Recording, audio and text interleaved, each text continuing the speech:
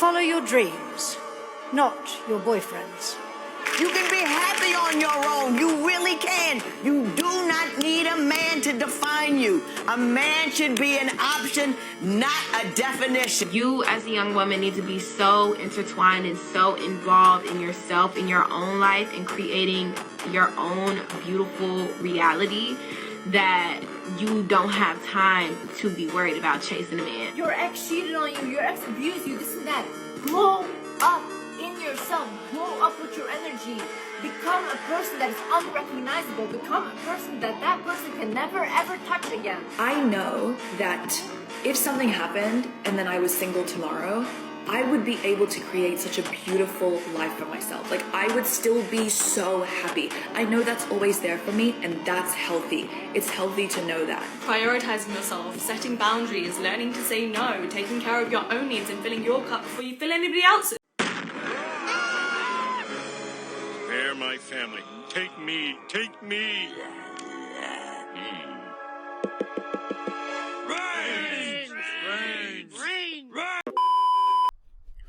Going outside in 2026 doesn't feel like living anymore. It feels like scavenging. Every trip to the supermarket feels like I should be wearing body armor, emotional armor, and a GoPro so I can prove I didn't breathe aggressively near anyone. We are not in a normal society. We are in the early stages of a polite apocalypse. No explosions, no sirens, just policies, algorithms, HR language, and passive-aggressive signage. The world didn't end with fire. It ended with guidelines. I walk into public spaces now like I'm in a zombie movie. Don't make eye contact, don't move too fast, don't stand too close, don't stand too confidently, don't exist incorrectly. I'm not shopping, I'm gathering supplies for emotional survival, because at any moment, any interaction can be clipped, captioned, and uploaded with dramatic music and the words, "Men are the problem." And the wild part? Nobody even checks context anymore. Context died in 2021. Now we only have vibes. You can't even go to the gym anymore. The gym used to be a place where men went to fight their demons, quietly, with heavy music and caffeine. Now it's a surveillance state with dumbbells. You're not training your body, you are training your posture, your eyes, your breathing, your existence. You look forward for too long, predator. You look away too fast, suspicious. You rest between sets, lurking. You exist near a woman, documentary footage. Every man is one accidental background appearance away from becoming a villain in a 30-second TikTok trial. No lawyer, no appeal, just captions and sad piano music. And the comments? Men are scary. No, cameras are scary. Now let's talk about schools. In the UK, boys are being taught how to respect women, but it's not the way that it's framed. Because until you realise it's one directional, it's not respect people, it's boys, here is why you are a potential problem. We're not teaching boys confidence, leadership, boundaries, emotional regulation, or purpose. We're teaching them compliance. We are not raising men, we are raising liability cases. We don't teach boys how to build. We teach them how not to offend. We don't teach them how to lead. We teach them how to apologise in advance. We don't teach them how to channel aggression into discipline.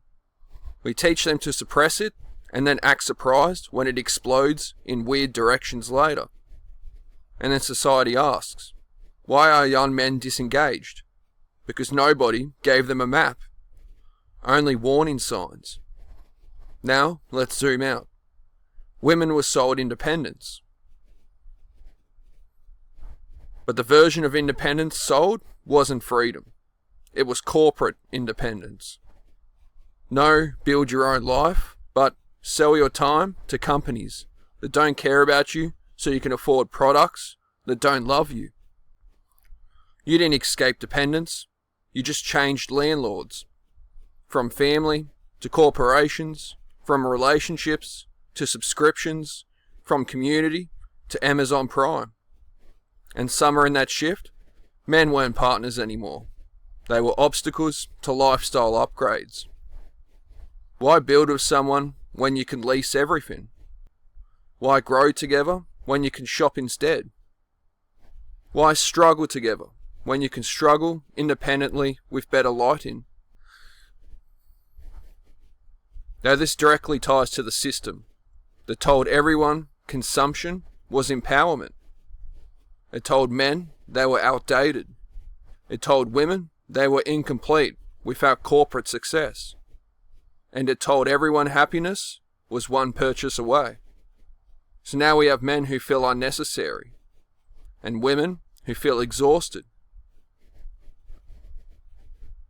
and companies that feel very rich. Congratulations.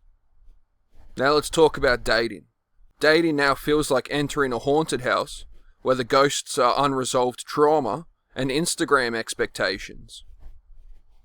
Men are expected to be emotionally open, financially stable, physically attractive, mentally grounded, socially aware, politically correct, ambitious but present, confident but gentle, dominant but safe, funny but serious, strong but soft. Basically, you have to be a warrior monk with a mortgage and a therapy subscription. And women are told they deserve the best, without being told what best actually means long term. So everyone is chasing an illusion, and when it fails, they blame each other. Meanwhile, nobody is questioning the system that taught us to replace people instead of understand them. Now here's where it gets deep. Society is collapsing slowly. Not in buildings, in meaning. Men don't know what they are for. Women don't know who they can rely on. Children are being raised on screens. Institutions are rotting behind inclusive branding. Governments are confused. Corporations are thriving. And everyone is tired. Men feel like walk-in wallets with emotional responsibilities and no authority. Women feel like independent soldiers in a system that still quietly expects them to carry everything. And everyone pretends this is progress. It's not progress. It's fragmentation. We removed the old structures without building new healthy ones. We told men they were dangerous. We told women they were alone. And we told corporations to babysit. Now masculinity isn't gone. It's just homeless. It wanders around in podcasts, comment sections, gym lockers, and late night thoughts. Because nobody gave it a place to live responsibly. So it lives in jokes, in anger, memes, silence, isolation, suicide statistics, quiet resentment, quiet confusion. Men don't want power. They want purpose. They don't want dominance. They want dignity. They don't want control. They want to matter. And society looked at that and said, best I can do is shame. So now, going outside feels like survival. Not from monsters, but from misunderstandings, from misinterpretation, from being seen only as a category, not a human. We are in the age of the feminist future now. We live in a corporate dystopia, wearing feminist language. We don't live in equality. We live in monetized identity politics.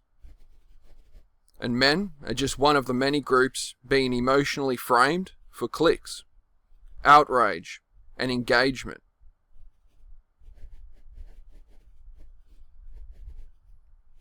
And the systems are winning. Because while we argue about masculinity, they own the houses, they own the data, they own labour, they own the future. And we are arguing about gym eye contact. That's the apocalypse. Not zombies, not nukes, but a society so distracted by surface level moral theatre that it forgets to protect its people. So yeah, going outside feels like scavenging. Dating feels like roulette. Working feels like slow imprisonment. And masculinity feels like an illegal substance.